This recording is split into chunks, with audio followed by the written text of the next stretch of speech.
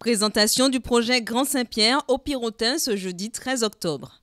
Vers 18 h, ils étaient nombreux ceux qui avaient répondu présents à l'invitation du maire Raphaël Martine. Et pour cause, au rendez-vous de cette réunion d'information, il y avait Patrick Chamoiseau, coordinateur de ce projet d'envergure, qui a pour but de redynamiser la ville de Saint-Pierre, mais plus largement le Nord Caraïbe. Au cœur du projet se trouvent les Pirotins eux-mêmes, puisqu'au travers d'ateliers d'imaginaire qui seront mis en place, ils raconteront leur Saint-Pierre et ces histoires serviront de matière à la construction du Grand Saint-Pierre. Une idée bien reçue par les participants qui, même s'ils appréhendent ce grand changement, j'ai trouvé que M. Chamoiseau nous a présenté de grandes choses, pas mal de choses. J'espère qu'au moins une partie sera réalisée d'ici 2020. Se prête au jeu des questions et des témoignages avec Patrick Chamoiseau. Monsieur Franck, Arnaud de Pérou, j'ai apporté une recommandation de ce sens. Je parlerai immédiatement, pour ne pas prendre longtemps, du site de l'ancien hôpital militaire au Cambiotte. Mais non, mais c'est toute la totalité de cette surface qu'il faut aménager, en faire un très beau parc floral. Merci.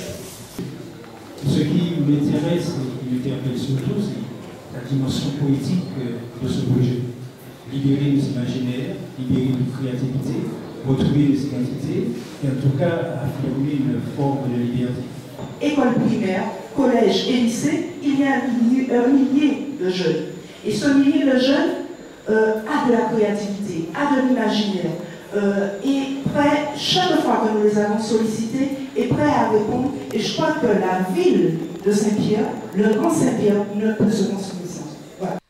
Une présentation réussie pour le coordinateur du projet, dont l'objectif était d'expliquer aux Pirotins l'importance de leur implication dans ce projet. Les gens adhèrent parce que les gens aiment beaucoup leur ville, tout comme les Martiniquais aiment beaucoup Saint-Pierre. Et ce qui est proposé là, ce n'est pas quelque chose qu'on leur impose. Ils adhèrent simplement parce qu'on leur demande de réfléchir eux-mêmes à ce que va devenir leur ville.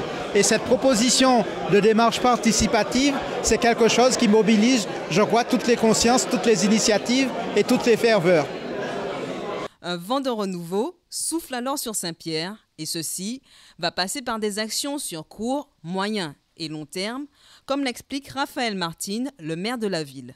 Ceci passe par l'embellissement de la ville, des petites actions de ravalement de façade, de réparation de trottoirs, de rues, etc.